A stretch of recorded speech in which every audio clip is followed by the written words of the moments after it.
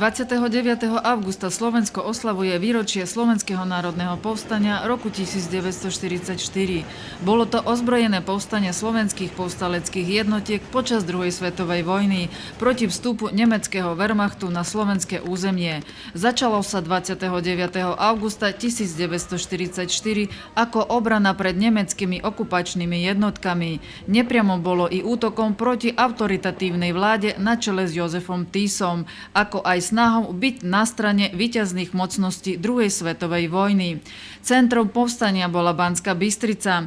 Nemecké jednotky povstaleckú armádu porazili. V noci z 27. na 28. októbra 1944 časť jej jednotiek prešla na partizánsky spôsob boja. Partizáni pokračovali v bojoch proti nacistom až do oslobodenia krajiny na jar 1945. Slovenské národné povstanie sa oslavuje na Slovensku. Takým centrom Slovenského národného povstania bola Banská Bystrica, takže každoročne si pripomíname na veľkých slávnostiach, kde pozývame hlavy štátov, občania, ktorých sa zúčastnili na Slovenskom národnom povstaní, a bolo vlastne 30 národov, národností, ktoré pomáhali Slovákom v tom boji proti fašizmu.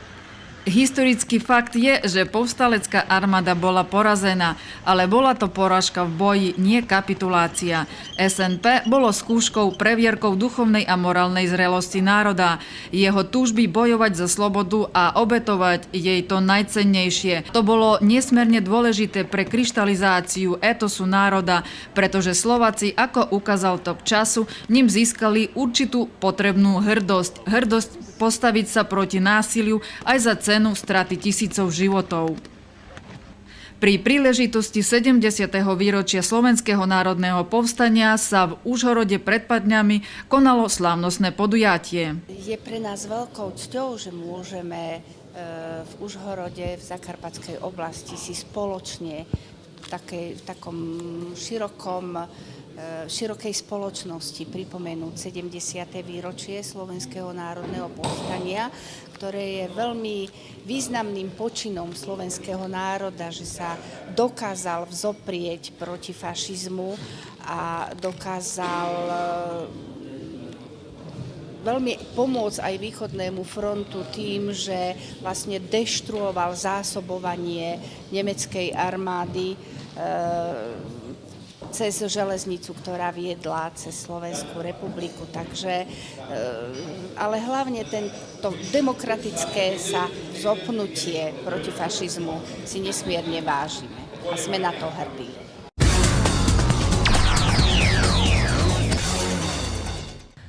V malebnej dedinke Vyšný Kazimír na Slovensku v areáli agroturistického centra Lisa Hora sa v rámkach Dní ukrajinskej kultúry uskutočnil koncert, na ktorom sa zúčastnил aj Закарпатський ľudовий збор. Закарпатський народний хор виступає невеликою групою.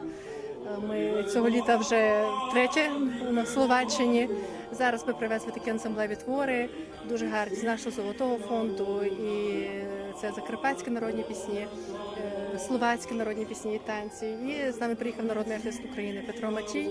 Я думаю, наша програма дуже сподобається глядачам. Звичайно, українських більше буде. Словацьких в нас заспіває народний артист України Петро Матій, 3 словацькі народні пісні. І такий сюрприз буде, ми всі разом заспіваємо одну з самих улюблених словацьких народних пісень «Ака си ми красна».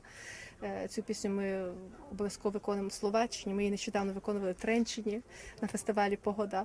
І в нас приймається дуже гарно. І молитва за Україну. Кожен наш виступ в Словаччині ми завжди присвячуємо молитві за нашу батьківщину, тому що, звичайно, це для нас саме головне. Ми бачимо і відчуваємо підтримку і солідарність із нашим народом і за кордоном, і завжди хочемо помолитися, де ми не були, за нашу рідну батьківщину.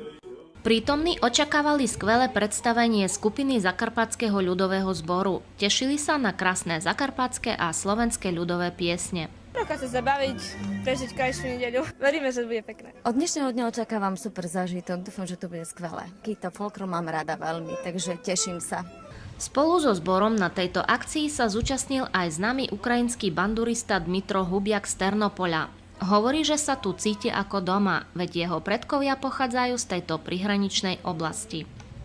Мені приємно, що я маю можливість ділитися, знайомити людей за кордоном, близьким чи далеким, але знайомити їх з українською культурою, з українською піснею, з українським народним інструментом, з бандурою.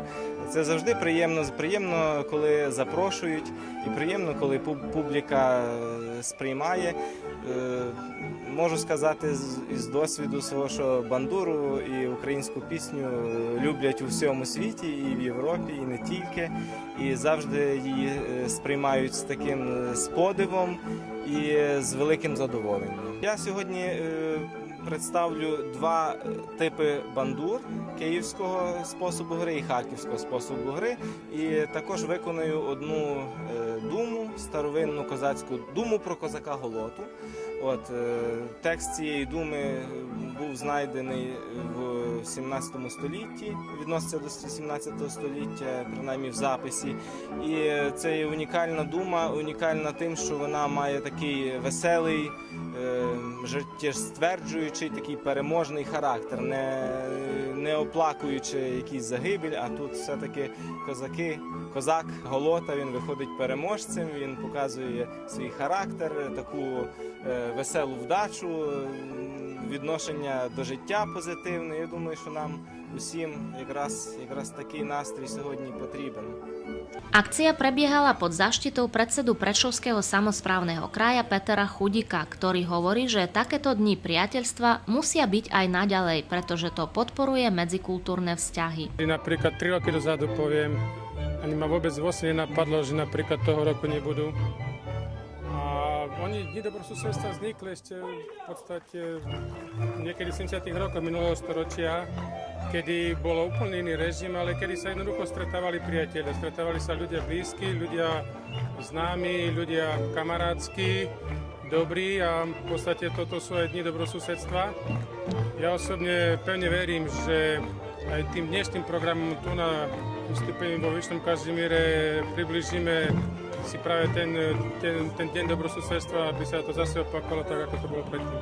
Ja osobne som presvedčený, že keď nebudú dni dobrosusedstva, čo by som nebol veľmi rád, takže také dni budeme mať napríklad tu na, ale zase na všetkých ostatných akciách, či už na Svidníku alebo Makovickej strune, alebo eventuálne v Kamienke súbory z Ukrajiny vystupujú a sú, takže myslím si, že to bude stále pokračovať.